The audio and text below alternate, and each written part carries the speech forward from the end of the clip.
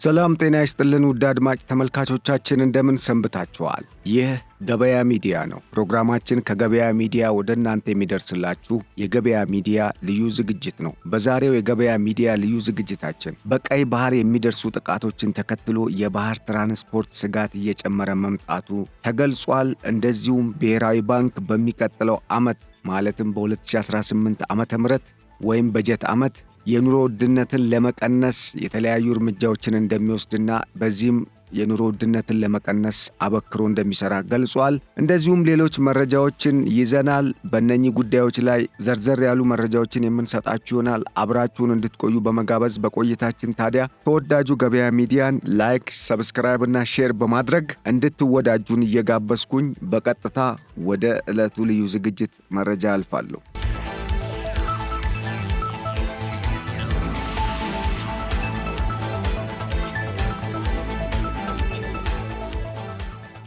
በሚቀጥለው ዓመት የዋጋ መናር ላይ በጥብቅ እንደሚሰራ ብሔራዊ ባንክ አስታውቋል። ግሽበትን ለመቀነስና በተለይም በየጊዜው እየጨመረ የመጣውን የኑሮ ውድነትን ለመቀነስ መንግስት ትኩረት ሰጥቶ እንደሚሰራ ብሔራዊ ባንክ አስታውቋል። የብሔራዊ ባንክ ገዢ አቶ ማሞ ምህረቱ በሰጡት ማብራሪያ በሚቀጥለው ዓመት የዋጋ ንረትን ለማውረድ በጥብቅ እንደሚሰራ አመላክተዋል። በተገባደደው በጀት ዓመት የዋጋ ግሽበትን ወደ 14 በመቶ ዝቅ ማድረግ መቻሉንም ያስታወቁት አቶ ማሞ የ11 ወራት እቅድ አፈጻጸም ሪፖርቱን ሲያቀርቡ በዘንድሮ ዓመት በተገባደደው በጀት ዓመት የዋጋ ግሽበትን ወደ 14 በመቶ ዝቅ ማድረግ መቻሉን ያስታወቁት አቶ ማሞ አሁንም በቀጣዩ ዓመት የኑሮ ውድነትን ለመቀነስና የዕቃዎች ዋጋን ለማደላደል ብሔራዊ ባንክ የተለያዩ እርምጃዎችን እንደሚወስድ አስታውቋል። አቶ ማሞ ይህን ያሉት የ11 ወራት እቅድ አፈጻጸም ሪፖርትን ለሕዝብ ተወካዮች ምክር ቤት የፕላን በጀትና ፋይናንስ ጉዳዮች ቋሚ ኮሚቴ ባቀረቡበት ወቅት ነው። እየተመዘገበ ያለው የግሽበት መቀነስ ይበልጥ እንደሚሰራበት ያመላከቱት የባንኩ ገዢ የዋጋ ንረትን ለመቆጣጠር ምርታማነትን ማሳደግ፣ የውጭ ምንዛሬ ግኝትን በማሳደግ ወደ ኢኮኖሚው ውስጥ በማስገባት የገበያ ማረጋጋት ሥራ ከቁጥጥሩ ጋር ጎን ለጎን እንደሚሰራም አስታውቀዋል። ብሔራዊ ባንክ ባለፉት 11 ወራት በተገበረው ጥብቅ የገንዘብ ፖሊሲ አማካኝነት የዋጋ ግሽበትን መቀነስ መቻሉን አቶ ማሞ ያስታወቁ ሲሆን በዚህም ጥብቅ አሰራር ባለፉት 11 ወራት ለመንግስት ይሰጥ የነበረውን የብድር ምጣኔ ወደ ዜሮ ማውረድ መቻሉን ለምክር ቤቱ አስረድተዋል። ይህ ማለት በግብር አሰባሰቡ ላይ በተደረገ ማሻሻል መንግስት ገቢውን በማሳደጉ ገንዘብ ሚኒስቴር ብድር አልጠየቀንም ሲሉ በታሪክ ለመጀመሪያ ጊዜ ይህ ነገር ሊሆን መቻሉን ጠቁመዋል። ብሔራዊ ባንክ ውጤት ካስመዘገበባቸው ዘርፎች መካከልም የውጭ ምንዛሬ አስተዳደር አንዱ መሆኑን ጠቅሰው በዚህም በትይዩ ገበያና በባንኮች የውጭ ምንዛሬ መካከል የነበረውን ልዩነት ማጥበብ እንደተቻለም ጠቅሰዋል። እንዲሁም በውጭ ምንዛሬ አስተዳደር አጠቃላይ ገቢን ወደ 32.1 ቢሊዮን ዶላር ከፍ ማድረግ መቻሉን የጠቀሱት አቶ ማሞ የሀገር ውስጥ የውጭ ምንዛሬ ክምችትን ማሳደግ፣ ለግል ዘርፎች የሚቀርበውን የውጭ ምንዛሬ አቅርቦት መጨመር፣ ዕዳ የመክፈል አቅም የማሳደግና ሌሎች መሰል ትሩፋቶች መገኘታቸውንም የባንኩ ገዢ አስታውቀዋል። የባንኩን የ2017 በጀት ዓመት የ11 ወራት የሥራ አፈጻጸም የገመገመው በሕዝብ ተወካዮች ምክር ቤት የፕላን በጀትና ፋይናንስ ጉዳዮች ቋሚ ኮሚቴ የኢትዮጵያን ብሔራዊ ባንክ የዋጋ ንረትን ለመቆጣጠር እየተገበረ ያለውን ጥብቅ የገንዘብ ፖሊሲ አጠናክሮ እንዲያስቀጥል አሳስቧል። የኢትዮጵያ ብሔራዊ ባንክ ገዢ ማሞ ምህረቱ በበኩላቸው የተቋሙን የገንዘብ ፖሊሲ የዋጋ ግሽበትን ለመቀነስ ስለተወሰዱ እርምጃዎች፣ የውጭ ምንዛሬ ሪፎርሙ ያስገኘውን ውጤት ጨምሮ የባንኩን የሥራ አፈጻጸም ሙሉ ሪፖርት ለኮሚቴው ማቅረባቸውን የተሰማው። በማብራሪያቸውም ኢትዮጵያ ዘላቂ የኢኮኖሚ እድገት ማስመዝገብ የሚያስችሉ የሪፎርም ተግባራትን ማከናወኗን ያመላከቱ ሲሆን በተያዘው በጀት ዓመትም የኢኮኖሚ ጫናን በመቋቋም በፊስካልና በገንዘብ ፖሊሲ እንዲሁም በውጭ ምንዛሬ ግኝት ውጤታማ ሥራ ሊከናወን ስለመቻሉ ጠቁመዋል። የገንዘብ ፖሊሲ ማሻሻያው የዋጋ ንረትና የኑሮ ውድነትን በማረጋጋት በኩል ጉልህ ሚና እንዳለው ያስታወሱት አቶ ማሞ ባንኩ በዚህ ዓመት ለመጀመሪያ ጊዜ ምንም አይነት ብድር ለመንግሥት አለመስጠቱ እንደ ትልቅ ስኬት እንደሚታይም ገልጸዋል። የዋጋ ንረቱን በዘላቂነት መፍትሔ እስኪያገኝም ባንኩ የሚከተለውን ጥብቅ የገንዘብ ፖሊሲ አጠናክሮ ይገፋበታልም ብለዋል።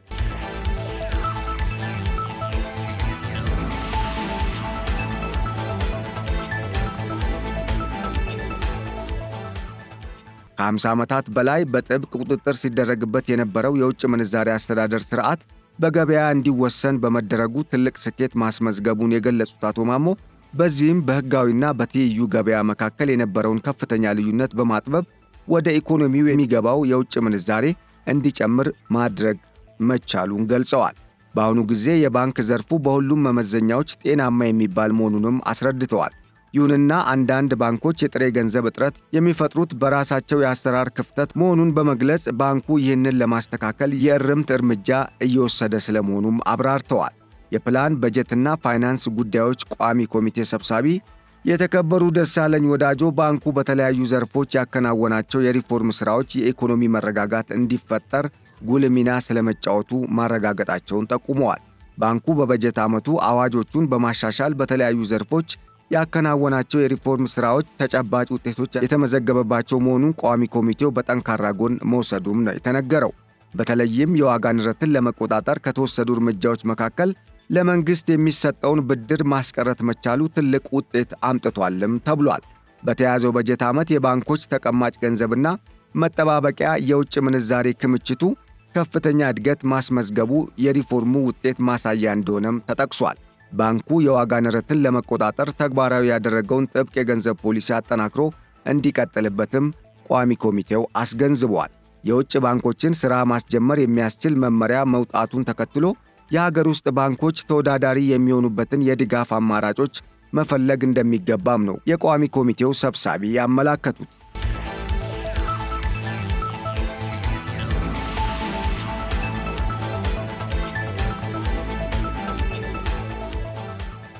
ውድ አድማጭ ተመልካቾቻችን ወደ ቀጣዩ መረጃ ስናልፍ በቀይ ባህርና በኤደን ባህረ ሰላጤ የሚደርሱ ጥቃቶችን ተከትሎ የባህር ትራንስፖርት ስጋት እየጨመረ ስለመምጣቱ ታውቋል።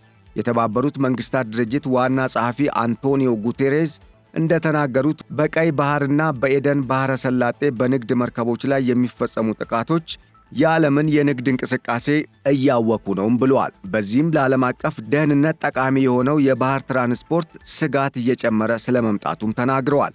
የባህር ደህንነት ከሌለ ዓለም አቀፋዊ ደህንነት ሊኖር አይችልም ያሉት ጉቴሬዝ በአሁኑ ወቅት የባህር ቦታዎች ከተለያዩ አካላት ስጋቶችና ድንገተኛ አደጋዎች ተደቅኖባቸው ስጋት ላይ መውደቃቸውን ገልጸዋል። በተለያዩ ድንበሮች ዙሪያ ያሉ ተግዳሮቶች፣ በባህር ላይ የተፈጥሮ ሀብቶች መሟጠጥ የጂኦፖለቲካዊ ውጥረቶችን እያባባሰ የፉክክር የግጭትና የወንጀል ድግግሞሽን እየጨመረ መምጣቱን ነው የተባበሩት መንግስታት የጸጥታው ምክር ቤት ስብሰባ ላይ የተናገሩት።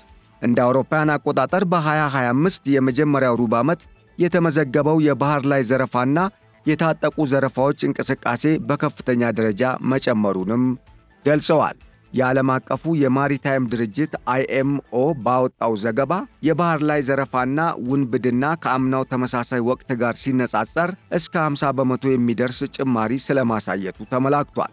በቀይ ባህርና በኤደን ባህረ ሰላጤ ሁቲዎች በንግድ መርከቦች ላይ ያደረሱት ጥቃት ዓለም አቀፉን የንግድ እንቅስቃሴ በማስተጓጎል በአካባቢው ውጥረት እንዲጨምር ስለማድረጉም ተመላክቷል። በኤደን ባህረ ሰላጤ አካባቢ በተለይም የሜዲትራኒያን ባህር ለስደተኞች ሕገወጥ የሰዎችና የጦር መሳሪያ ዝውውር በከፍተኛ ደረጃ እየጨመረ ስለመምጣቱም ተነግሯል። የተባበሩት መንግስታት ድርጅት ሰላማዊ፣ አስተማማኝ የባህር ዳርቻዎች እንዲኖሩ በማረጋገጥ ረገድ ሀገራትን መደገፉን ለመቀጠል ዝግጁ መሆኑን የተናገሩት ዋና ጸሐፊው የባህር መዳረሻዎችን ሰላም ለመጠበቅ ሀገራት በጋራ እንዲሰሩ ጥሪ አቅርበዋል።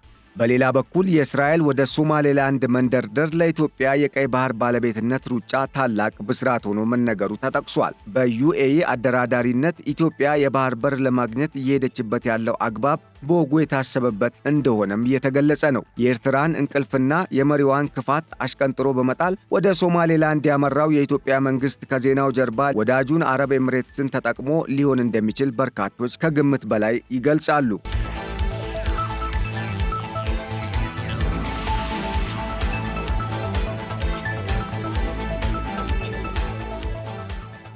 የፈረሰውን የኢትዮጵያን የባህር ኃይል የገነቡት ጠቅላይ ሚኒስትር ዶክተር አብይ አህመድ ስለ ባህር በር ሲናገሩ የተቹ የነበሩ ቢሆንም አስቀድመው መዘጋጀታቸው እየታወቀ በመምጣቱ ምክንያት አሁን ላይ አመለካከቶችና የሚሰጡ ሐሳቦችም እየተለያዩ ስለመምጣታቸው ተጠቁሟል። እነዚህ ወገኖች እስራኤል ወደ ሶማሌላንድ ስትመጣ ምን ይሉ ይሆን የሚለው ጥያቄ አሁን ላይ በከፍተኛ ሁኔታ እያነጋገረ መሆኑ የተገለጸ ሲሆን የደህንነት ጉዳይ ኔታንያሁ ሲያነሱት ትክክል፣ አብይ ሲያነሱት ግን ክፋት ወይም የተሳሳተ የሚሆንበት ጉዳይ የለም የሚል ሐሳብም በስፋት ተቀባይነት እያገኘ ስለመምጣቱ ተነግሯል። ኢራንና ሊባኖስ ላይ ከዚህ ቀደም የተካሄደው ወረራና በተለይም የሂዝቦላው መሪ ነስረላ ግድያን ለመበቀል በእስራኤል ላይ የሚሳኤል ናዳ ማዝነቧንና በኢራን የሚደገፈው የየመኑ ሁቲ ታጣቂ በመርከቦች ላይ የሚፈጽሙት ጥቃት እያየለ መሄዱን ተከትሎ እስራኤል በሶማሌላንድ የጦር ሰፈር ለመገንባት መወሰኗ ይፋ ማድረጓ አሁን ላይ መነጋገሪያ ጉዳይ መሆኑ ተሰምቷል። እስራኤል ከየመን የሁቲ ታጣቂዎች ለሚከፈትባት ጥቃትና ማናቸውም ስጋት ማብረጃ እንዲሆን በርበራ ወደብ ላይ የጦር ሰፈር መገንባት እንደምትፈልግ መግለጿ ይታወሳል። በኢትዮጵያ ጥብቅ ወዳጅ የተባበሩት አረብ ኤሚሬትስ አግባቢነት የእስራኤል ወደ ባበል መንደብ ወይም የህንድ ውቅያኖስን ማንቁርት ለማነቅ መወሰኗ ሲሰማ፣ ጎን ለጎን ደግሞ በህንድ ውቅያኖስ ላይ ኢራን እና ሩሲያ IMAX የተሰኘው የጦር ልምምድ ማድረጋቸው ተሰምቷል። ዓላማው በቀጠናው የጋራ ደህንነትን ለማረጋገጥና የወታደራዊ ደህንነትን የሚያጸና ወዳጅነትን ለማሳየት መሆኑንም ሮይተርስ በዘገባው አመላክቷል። እስራኤል በሶማሌላንድ ላይ የጦር ሰፈር ለመገንባት ፍላጎት እንዳላት ይፋ ማድረጓን ተከትሎ የተሰማው ዜና ለኢትዮጵያ ትርጉም ያለው መሆኑ ደግሞ ዜናው በቀይ ባህር ዙሪያ ህብረት መፍጠራቸውን ለሚናገሩ የሰሞኑ ፍቅረኛሞች ነን ላሉ የኢትዮጵያ ጠላት ሀገሮች እንቅልፍ የሚያሳጣ ጉዳይ ሆኗል ተብሏል። የጦር ሰፈር ግንባታው የሁቲ አማጽያን በቀይ ባህር የሚፈጽሙትን ጥቃት ለመከላከል፣ የባበል መንደብን ስትሬት ደህንነትን ለመጠበቅና በቀጠናው የሚፈጸሙ ወንጀሎችን ለመከላከል ያለመ ስለመሆኑም ተነግሯል። ይህ ዜና ኢትዮጵያ ከሶማሌላንድ ጋር የጀመረችውን የባህር በርና የጦር ሰፈር የመገንባት ስምምነት ጋር በቀጥታ ያገናኙ እንዳሉም ዜናው ለኢትዮጵያ በርካታ ዕድሎችን ይዞ እንደሚመጣ ትንበያም ያዘለ ሆኗል ተብሏል። ኢስት ሞኒተር የሚባል የዜና አውታር እንዳለው ይህ የእስራኤል ውሳኔ ለሶማሌላንድ ዕውቅና በመስጠት ዲፕሎማሲያዊ ግንኙነትን የሚፈጥር ነውም ብሏል። የእስራኤል ወደ ባበል መንደብ ማምራት ግብፅ፣ ኤርትራና መሃል ከተማዋን እንኳን መቆጣጠር ላልቻለው የሐሰን ሼክ መንግስት ለሚፈጽሙት ቡትቶ ጥምረት የሞት መርዶ ሆኗልም ተብሏል። መረጃዎች እንደሚያሳዩት በምስራቅ አፍሪካ ስትራቴጂክ ከሚባሉ አካባቢዎች አንዷ የሆነችው ሶማሌላንድ 1/3 የዓለማችን የባህር ንግድ ዝውውር ይከናወንባታልም ተብሏል። ሶማሌላንድ ከኤደን ባህረ ሰላጤ በ740 ኪሎ ሜትር ርቀት ላይ የምትገኝ ሲሆን የባበል መንደብ መስመር እና የቀይ ባህርን ደህንነት ከህገወጥ የሰዎች ዝውውር፣ የባህር ላይ ውንብድናና ሌሎች የሽብር ጥቃቶችን ለመከላከል ቁልፍ መስመር እንደሆነች ባለሙያዎች በተደጋጋሚ መናገራቸው አይዘነጋም።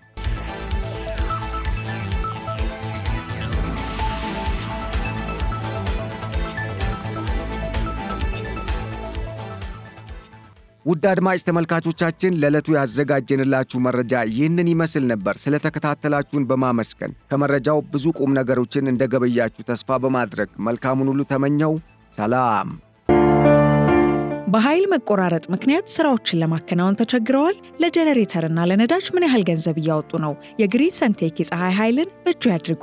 ከግሪን ሰንቴክ ጋር የኃይል መቆራረጥ ፈጽሞ አይታሰብም። የኃይል አቅርቦቱ ሰፊ በመሆኑ በመብራት መቆራረጥ ምክንያት አንዳች ስራው አይስተጓጎልም። የፀሐይ መፍትሄዎች እኛ ጋር ናቸው። በከፍተኛ ጥራት የተሰሩ የሊቲየም ባትሪዎች ከኢንቨርተር ጋር እንዲሁም በብዙ የፓኔል አቅም አማራጮች ለሆቴል፣ ለባንክ፣ ለጤና ተቋም፣ ለቢሮ ወይም ለቤት ምን ያህል ኃይል እንደሚያስፈልጎ እኛ እንነግሮታለን። ዋጋው ተመጣጣኝ ከመሆኑ በተጨማሪ ከዳሽን ባንክ ጋር የዱቤ ያለ አገልግሎት በአነስተኛ ወለድ አማራጭና በሸሪያው ሕግ መሰረት ያለ ወለድ መጀመራችንን ስንገልጽ በታላቅ ደስታ ነው። አንድ ጊዜ ተግብሩ፣ ዓመታትን ቆጥቡ። ይህ ፀሐይ ብቻ አይደለም፣ የሚቀጥል ኃይል ጭምር እንጂ።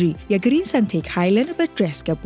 አድራሻችን 22 ማዞሪያ ኳሊቲ ህንፃ አንደኛ ፎቅ ቢሮ ቁጥር 103። ለበለጠ መረጃ በ0989 41 42 19 አሊያም በ0989 41 42 09 ላይ ይደውሉ። ግሪን ሰንቴክ ኃይል በእርሶ እጅ ውስጥ ነው።